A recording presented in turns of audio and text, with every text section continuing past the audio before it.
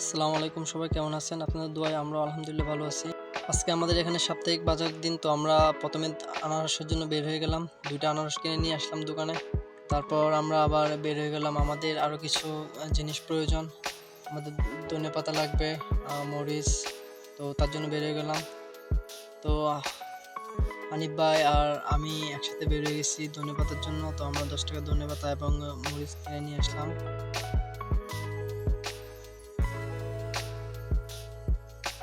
তো এগুলো নিয়ে আমরা দোকানে তারপর আমাদের সবগুলো জিনিস গ্লাসের উপর রেখে দিই।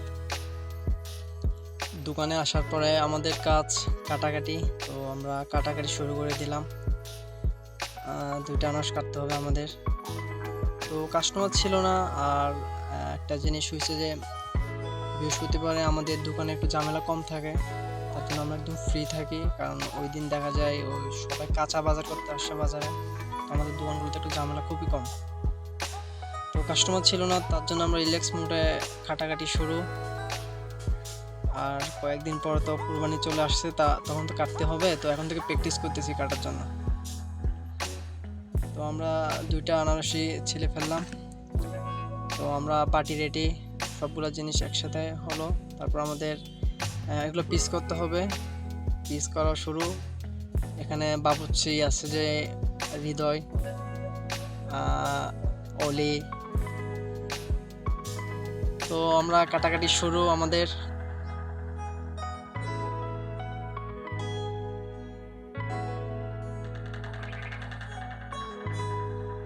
হাতের জিনিসটা নিয়ে আমরা ছোটকালে একসময় অনেক মারামারি করছি কে আগে খাবে। তারপর আমাদের আবার নতুন বাবুর্চি আসলো আমির।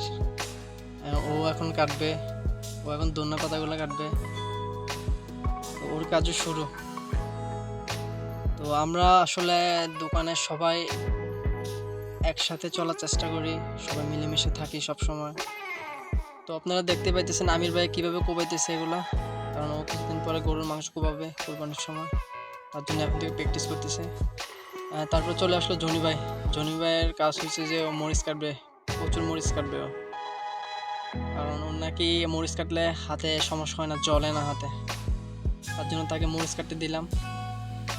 ও মরিচ কাটা শুরু করে দিল। তো আমাদের কাটাকাটি আর বেশি নাই। এখন হয়েছে যে আবার এগুলা একসাথে করতে হবে, তার জন্য একসাথে করার জন্য চলে আসলো আমাদের দোকানের বড় ভাই ইলিয়াস ভাই। ইলিয়াস ভাই খুব মজার একজন মানুষ, উনি আমাদের সাথে সবসময় মিলেমিশে থাকে, দোকানের বড় ভাই। তো ইলিয়াস ভাই শুরু করে দিয়েছে মাখামাখি। তো আপনারা দেখতে পাচ্ছেন কিভাবে সবগুলো জিনিস একসাথে মাখতেছে, খুব নিখুঁতভাবে কতটুকু লবণ লাগবে, মরিচ লাগবে দিচ্ছে। তো মাখামাখি এক পর্যায়ে আর লুপ সামলাতে পারে নাই, একটা খেয়ে ফেললো ইলিয়াস ভাই। ও মনে করছে যে আমরা দেখি নাই। তো আমিরও আসলো তারপরে খাওয়ার জন্য।